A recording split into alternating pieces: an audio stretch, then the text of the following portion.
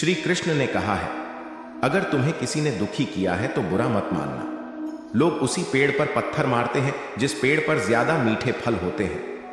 अहंकार करने पर इंसान की प्रतिष्ठा, वंश, वैभव तीनों ही चले जाते हैं। विश्वास ना हो तो रावण, कौरव और कंस का अंत देख लो। कृष्ण कहते हैं, जैसे प्राणी अपने पुराने कपड़ों उतार कर फेंक देता है, नए को धारण करता है, उसी प्रकार यह आत्मा पुराने शरीर से त्याग करके नया शरीर प्राप्त करती है। मंजिलें मुझे छोड़ गई, रास्तों ने संभाल लिया, जा जिंदगी तेरी जरूरत नहीं, कृष्ण ने मुझे संभाल लिया। कुदरत के फैसले पर कभी शक मत करना। अगर सजा मिल रही है तो गुनाह भी हुआ होगा। जब हम स्वयं जीवन के शिल्पकार हैं तो चलो हम अपनी मुश्किलें को हराते हैं, जीवन में मुस्कुराते हैं। जब आप प्रभु से जुड़ जाओगे तो आपकी परीक्षा प्रारंभ हो जाएगी।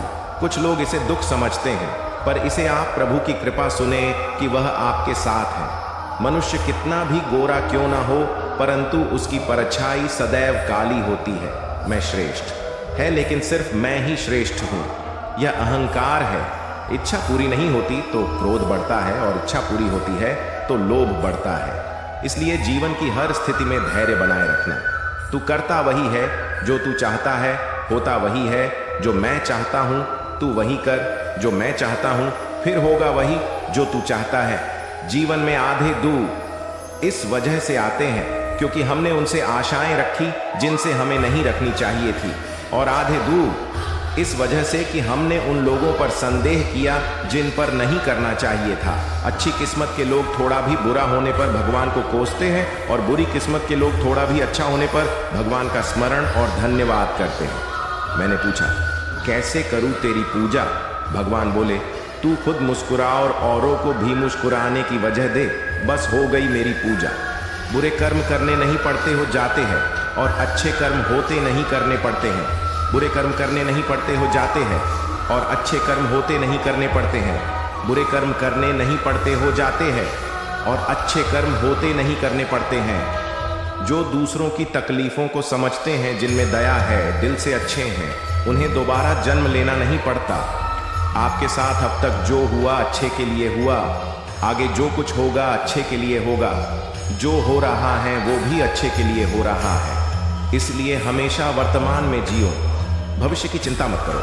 कृष्ण कहते हैं, यह बात हमेशा याद रखो, कैसे भी हालात हो, किसी प्रकार का अन्याय, पाप या किसी भी गलत बात का समर्थन नहीं करोगे, चाहे वह पति या पुत्र। कृष्ण कहते हैं, अहंकार मत कर, किसी को कुछ भी देकर, क्या पता तू दे रहा है या पिछले जन्म का कर्जा चुका रहा है। पर यह एक महिला की कहानी जो भगवान श्री कृष्ण पर अटूट भरोसा करती थी।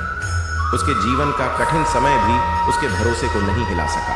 एक अत्यंत गरीब महिला थी जो भगवान श्री कृष्ण पर अटूट विश्वास करती थी। एक बार उसकी स्थिति बेहद दयनीय हो गई। घर में खाने पीने के लिए कुछ नहीं था। कई दिनों से परिवार भूखा था। परिवार की यह हालत उससे देखी नहीं जा रही थी। फिर एक दिन उसने अपनी व्यथा रेडियो के माध्यम से भगवान श्री कृष्ण तक पहुंचाई और उनसे मदद करने की विनती की। रेडियो का वो प्रसारण एक घमंडी, नास्तिक और अहंकारी उद्योगपति ने सुना, और उसने सोचा कि क्यों न इस महिला के साथ कुछ ऐसा मजाक किया जाए कि उसकी श्री कृष्ण के प्रति आस्था ही डगमगा जाए। उसने अपने सेक्रेटरी को कहा कि ढेर सारा खाना और महीने भर का राशन उस महिला के घर पर देकर आओ, और जब वो महिला पूछे कि ये किसने भेजा है तो कह देना कि शैतान ने भेजा है। जब सेक्रेटरी महिला के पास सामान पहुंचाने गई तो पहले उसके परिवार ने तृप्त होकर भोजन किया, फिर वो सारा राशन अलमारी में रखने लगी। उसने एक बार भी सेक्रेटरी से ये नहीं पूछा कि राशन किसने भेजा। ये देखकर सेक्रेटरी से रहा नहीं गया। तब उसने महिला से कहा कि क्या आपको इस बात की कोई उत्सुकता नहीं है कि ये राशन आपके पास किसने भेजा है? उस महिला ने जवाब दिया कि मैं आखिर इतना क्यों सोचूं, मुझे मेरे श्री कृष्ण पर पूरा भरोसा है। जब मेरा कृष्ण किसी को आदेश देता है तो बड्ढे से बड्ढे शैतानों को भी उसके आदेश का पालन करना पडिच जाता है। वो जो भी करेगा अच्छा ही करेगा। इस कहानी से हमें ये सीख लेनी चाहिए कि आप किसी भी हालात में क्यों ना हो, ईश्वर पर अपना अटूट भरोसा कायम रखें। आपके जीवन में जो कुछ भी आपको मिला है वो आपके ही कर्मों का नतीजा है। लेकिन जब भी आपको उस ईश्वर की जरूरत होगी और उसे दिल से याद करेंगे तो वो आपकी मदद किसी न किसी रूप में जरूर करेंगे।